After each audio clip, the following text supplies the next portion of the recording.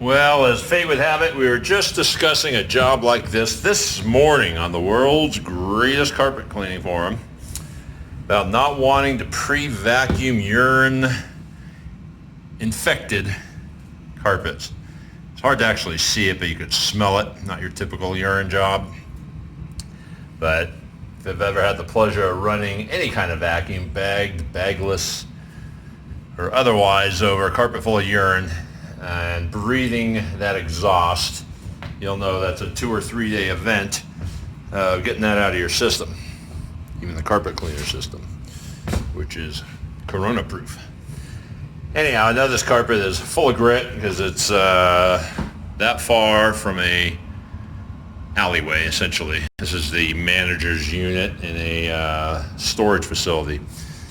So part of the, potentially part of the IICRC standards is recommending that rather than vacuuming in a situation like this, you run a pile lifter and or a CRB over the carpet prior to extraction, or wet extraction I should say, just to remove some of that dry soil, sand, grit, and loose fibers.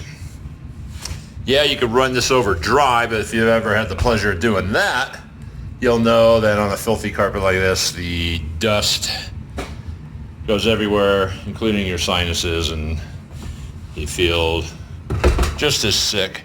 So what we're going to do is take this handy-dandy Kansas-made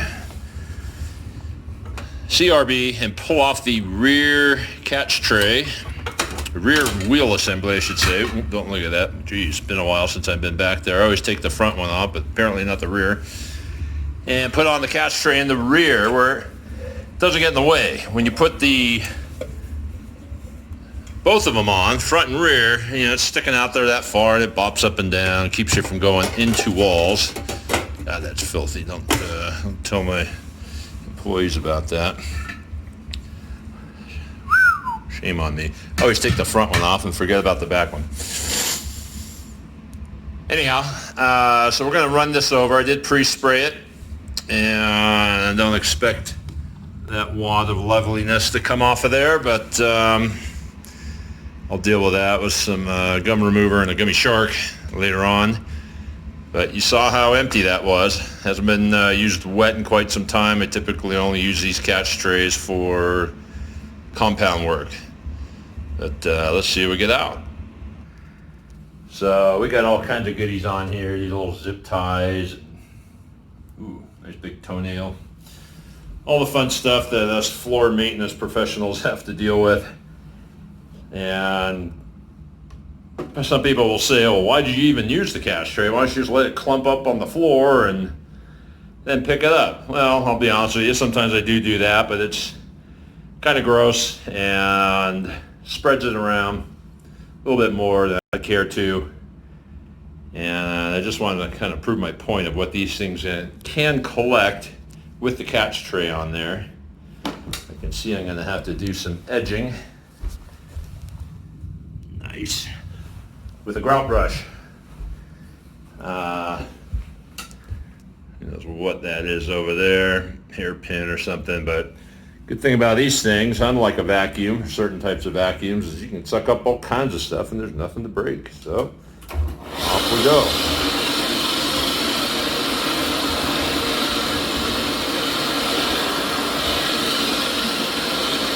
I really think they should have branded these things differently.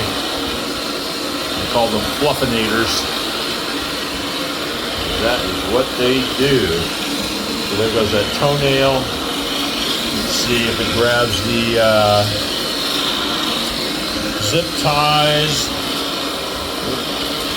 Trying to take more than one pass. Remember, there is no vacuum involved in these machines if you are seeing one of these operate for the first time. It's two cylindrical brushes that nearly touch each other in the middle, and they counter-rotate. Counter-rotating brush, CRB.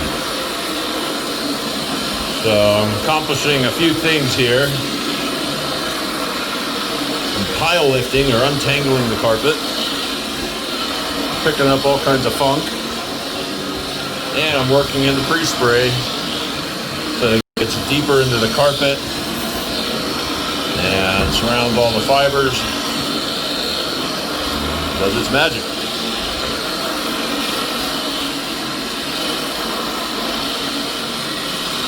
I wonder what is going on right here in this spot. Boom, mama. Can you smell it? Alright, you guys see that big cat tail there that fell out, but then it quickly sucked it up, so I'm guessing now it's in the cast tray. Yeah, that gun is hard. There's another little cap on it. It's not really what it is. Call it that. It's kind of what it looks like, a hairball. Anyways, just the point of this was cast tray just on the rear doesn't get in the way at all. And as you will soon see, collects all kinds of loveliness. But not all cast trays are the same. There's a cheapo Chinese knockoff company of these fine Kansas units. Just kidding, this is an Austrian unit. Inside joke. Or is it Nebraska? I forget what flyover state my buddy Damon likes to pick on. But anyhow, the knockoff units, cast trays don't tend to stick on all that well, and they got a little cheesy window that is just kind of lightly glued into place. Rather quickly, its lifespan tends to fall off.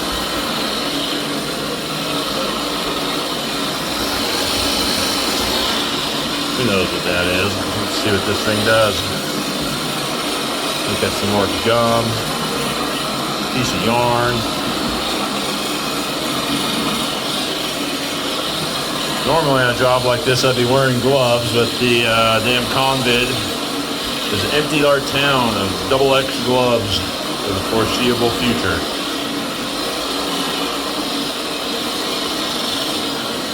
Had to lift it up there to grab some of these things. They're kind of persistent. Just getting them. So this little center section here is about a square yard. Apparently it's never been walked on, as the bed is probably faced that wall, and that wall in the life of this carpet. So you got a unused square yard there right in the middle. So